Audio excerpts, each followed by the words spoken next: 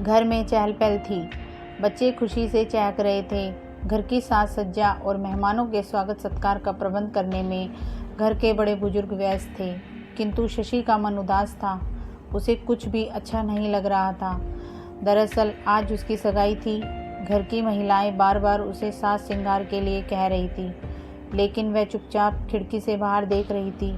उसे कुछ सूझ नहीं रहा था कि क्या करे। 2 महीने पहले जब उसकी शादी तय हुई थी तो वह खूब रोई थी।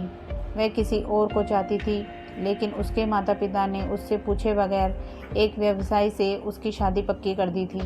वह अभी शहर में हॉस्टल में रहकर बीएड कर रही थी। वहीं अपने साथ पढ़ने वाले राकेश को वह दिल दे बैठी थी, लेकिन उसने यह बात अपने माता पिता को नहीं बताई थी, क्योंकि वह खुद या राकेश अभी अपने पैरों पर खड़े नहीं हो पाए थे। पढ़ाई पूरी होने में भी 2 साल बाकी थे, इसलिए वह चाहती थी कि शादी 2 साल के लिए किसी तरह रुकवा ले। उसने सोचा कि जब परिस्थितियां ठीक हो जाएंगी तो मन की बात अपने माता पिता को बताकर राकेश के लिए उन्हें राज़ी कर लेगी। इसलिए पिछली छुट्टी में वह घर आई तो अपनी शादी की बात पक्की होने की सूचना पाकर खूब रोई थी। शादी के लिए मना कर दिया था, लेकिन किसी ने उसकी एक ना सुनी। पिताजी तो एकदम भड़क गए और चिल्लाते हुए बोले थे, शादी वहीं होगी जहां मैं चाहूँगा। राकेश को उसने फ़ोन पर यह बात बताई थी। वह घबरा गया था। उसने कहा था, शशि तुम शादी के लिए मना कर दो। नहीं, यह इतना आसान नहीं है। पिताजी मानने को तैयार नहीं हैं, लेकिन मैं कैसे रहूँगा? अकेला हो जाऊँगा तुम्हारे बिना। मैं भी तुम्हारे बिना जी नहीं पाऊँगी राकेश। शशि का गला भर आया था। एक काम करो, तुम पहले हॉस्टल आ जाओ, कोई उपाय निकालते हैं, राकेश ने कहा था। मैं रेलवे स्टेशन पर तुम्हारा इंतज़ार करूँगा। 2 नंबर गेट पर मिलना, वहीं से दोनों हॉस्टल चलेंगे। उदास स्वर में शशि बोली थी। ठीक है, मैं 2 नंबर गेट पर तुम्हारा इंतज़ार करूँगी। तय योजना के अनुसार शशि रेल से उतरकर 2 नंबर गेट पर खड़ी हो गई। तभी एक कार आकर शशि के पास रुकी। उसमें से राकेश बाहर निकला और शशि के गले लगकर बोला, मैं तुम्हारे बिना नहीं रह सकता। शशि रुआंसी हो गई। राकेश ने कहा, आओ गाड़ी में बैठकर बातें करते हैं। राकेश कितना सच्चा है, शशि ने सोचा। तभी हॉस्टल जाने के लिए गाड़ी ले आया, नहीं तो ऑटो से 20 रुपये में पहुंचती। 2 किलोमीटर दूर है हॉस्टल। गाड़ी में बैठते ही राकेश ने शशि का हाथ अपने हाथ में लेकर कहा, शशि मैं तुमसे प्यार करता हूँ, तुम नहीं मिली तो अपनी जान दे दूँगा। कार सड़क पर दौड़ने लगी। शशि बोली, नहीं राकेश, ऐसा नहीं करना। मैं तुम्हारी हूँ और हमेशा तुम्हारी ही रहूँगी। इसके लिए मैंने एक उपाय सोचा है, राकेश ने कहा। क्या? शशि बोली, हम लोग शादी कर लेते हैं और अपनी नई जिंदगी शुरू करते हैं। शशि आश्चर्यचकित होकर बोली, ये क्या कह रहे हो? तुम्हारा दिमाग तो ठीक है ना? तुम्हें मुझ पर विश्वास नहीं है? तभी उसने ड्राइवर से कार रोकने को कहा। कार एक पुल पर पहुंच गई थी। नीचे नदी बह रही थी। राकेश कार से बाहर आकर बोला, तुम शादी के लिए हाँ नहीं कहोगी तो मैं इसी पुल से नदी में कूदकर जान दे दूंगा। यह कहकर राकेश पुल की तरफ बढ़ने लगा। यह क्या कर रहे हो राकेश? शशि घबरा गई। तो मैं जी कर क्या करूँगा? चलो, मैं तुम्हारी बात मानती हूँ, लेकिन जान ना दो। यह कहकर उसने राकेश को खींच कर वापस कार में बिठा दिया और खुद भी बगल में बैठकर बोली, लेकिन यह सब कैसे होगा? शशि के हाथों को अपने सीने से लगाकर राकेश बोला, अगर तुम तैयार हो तो सब हो जाएगा। हम दोनों आज ही शादी करेंगे। शशि चकित रह गई।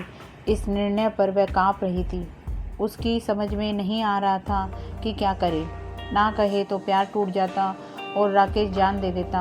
हाँ कहे तो माता पिता, रिश्तेदार और समाज के गुस्से का शिकार बनना पड़ेगा। क्या सोच रही हो? राकेश ने पूछा। शशि बोली, यह सब अचानक और इतनी जल्दी ठीक नहीं है। मुझे कुछ सोचने समझने का समय तो दो। इसका मतलब तुम्हें मुझसे प्यार नहीं है? ठीक है, मत करो शादी। मैं भी जिंदा नहीं रहूँगा। अरे ये क्या कर रहे हो? मैं तैयार हूँ, लेकिन शादी कोई खेल नहीं है। कैसे शादी होगी? हम कहाँ रहेंगे? घर के लोग नाराज़ होंगे तो क्या करेंगे? हमारी पढ़ाई का क्या होगा? शशि ने कहा। तुम इसकी चिंता मत करो, मैं सब संभाल लूँगा। एक बार शादी हो जाने दो, कुछ दिनों बाद सब मान जाएंगे। वैसे अब हम बालिग हैं, अपने जीवन का फैसला स्वयं ले सकते हैं, राकेश ने समझाया। लेकिन मुझे बहुत डर लग रहा है। मैं हूँ ना, डरने की क्या बात है। चलो फिर ठीक है, मैं तैयार हूँ। डरते डरते शशि ने शादी के लिए हामी भर दी। वह किसी भी कीमत पर अपना प्यार खोना नहीं चाहती थी। राकेश खुश होकर बोला, तुम कितनी अच्छी हो। थोड़ी देर बाद कार एक होटल के गेट पर रुकी। राकेश बोला, डरो नहीं, सब ठीक हो जाएगा। हम लोग आज ही शादी कर लेंगे, लेकिन किसी को बताना नहीं।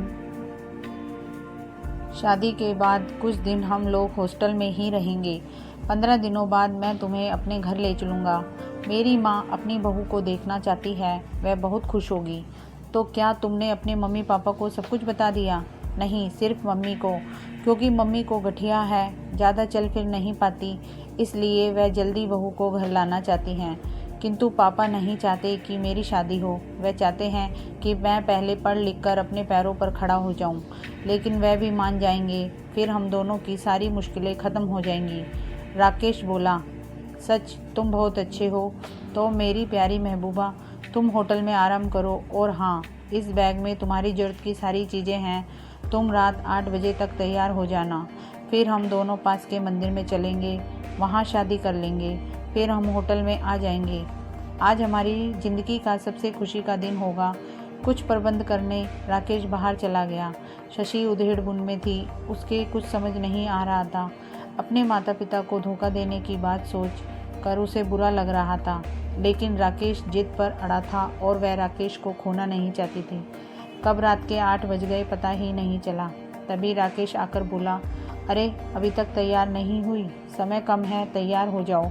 मैं भी तैयार हो रहा हूँ। लेकिन राकेश, यह सब ठीक नहीं हो रहा, शशि ने कहा। यदि ऐसा है तो चलो, तुम्हें हॉस्टल पहुँचा देता हूँ, किंतु मुझे हमेशा के लिए भूल जाना। मैं इस दुनिया से दूर चला जाऊँगा। जहाँ प्यार नहीं, वहाँ जीकर क्या करना। राकेश उदास होकर बोला, तुम बहुत जिद्दी हो। राकेश, डरती हूँ कहीं कुछ बुरा ना हो जाए, लेकिन मैं किसी कीमत पर अपना प्यार पाना चाहता हूँ। नहीं तो बस राकेश, और कुछ मत कहो। 1 घंटे में तैयार होकर दोनों पास के एक मंदिर में पहुँच गए। वहाँ राकेश के कुछ दोस्त पहले से मौजूद थे। राकेश मंदिर के पुजारी से बोला, पंडित जी, हमारी शादी जल्दी करा दीजिए। जल्दी ही शादी की प्रक्रिया पूरी हो गई। शशि और राकेश एक दूसरे के हो गए। शशि को अपनी बाहों में लेकर राकेश बोला, चलो अब हम होटल चलते हैं, आज की रात वहीं बितानी है। दोनों होटल में आ गए, लेकिन यह दूसरा होटल था। शशि को घबराहट हो रही थी। राकेश बोला, चिंता ना करो, अब सब ठीक हो जाएगा। आज की रात हम दोनों की खास रात है ना। शशि मन ही मन डर रही थी, किंतु राकेश को रोक ना सकी।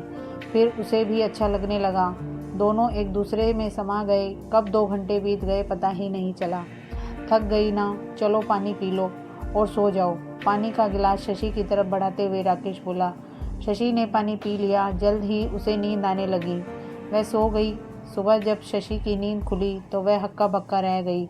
उसके शरीर पर एक भी वस्त्र नहीं था। उसके मुंह से चीख निकल गई जब उसने देखा कि कमरे में राकेश के अलावा 3 और लड़के थे। सब मुस्कुरा रहे थे। तभी राकेश बोला, चुप रहो जाने मन, यहाँ तुम्हारी आवाज़ सुनने वाला कोई नहीं है। ज़्यादा इधर उधर की तो तेरी आवाज़ को हमेशा के लिए खामोश कर देंगे। यह तुमने अच्छा नहीं किया राकेश। अपने शरीर को ढकने का प्रयास करती हुई शशि रोने लगी। तुमने मुझे बर्बाद कर दिया। मैं सबको बता दूंगी, पुलिस में शिकायत करूंगी। नहीं, तुम ऐसा नहीं करोगी, अन्यथा हम तुम्हें जिंदा नहीं छोड़ेंगे। वैसे ऐसा करोगी तो तुम खुद ही बदनाम होगी। कहकर राकेश हंसने लगा। उसके दोस्त भी हंसने लगे। शशि का बदन टूट रहा था। उसके शरीर पर जगह जगह नोचने खसोटने के निशान थे। वह समझ गई कि रात में पानी में नशीला पदार्थ मिला कर पिलाया था राकेश ने। उसके बेहोश हो जाने पर सब ने उसके साथ शशि का रो रो कर बुरा हाल हो गया। राकेश बोला, अब चुप हो जा, जो हो गया उसे भूल जा, इसी में तेरी भलाई है। और जल्दी से तैयार हो जा, तुझे हॉस्टल पहुंचा देता हूं। और हाँ, किसी से कुछ कहना नहीं, वरना अंजाम अच्छा नहीं होगा। शशि को अपनी व अपने परिवार की खातिर चुप रहना पड़ा था। अरे खिड़की के बाहर क्या देख रही हो, जल्दी तैयार हो जा, मेहमान आने वाले होंगे। तभी माँ ने उसे झकझोरा। तो वह पिछली यादों से वर्तमान में लौटी। वह प्यार नहीं धोखा था। उसने अपने मज़े के लिए मेरी सच्चाई और भावना का इस्तेमाल किया। शशि ने मन ही मन सोचा। अपने आंसू पोंछते हुए शशि बाथरूम में घुस गई। उसे अपनी नासमझी पर गुस्सा आ रहा था। अपनी ज़िंदगी का फैसला उसने दूसरे को करने का हक दे दिया था, जो उसकी भलाई के लिए जिम्मेदार नहीं था, इसलिए ऐसा हुआ। लेकिन अब कभी वह ऐसी भूल नहीं करेगी। मुंह पर पानी के छींटे मारकर वह राकेश के दिए घाव के दर्द को हल्का करने की कोशिश करने लगी। मेहमान आ रहे थे। अब उसे नई ज़िंदगी शुरू करनी है। हाँ, नई ज़िंदगी। वह जल्दी जल्दी सजने संवरने लगी।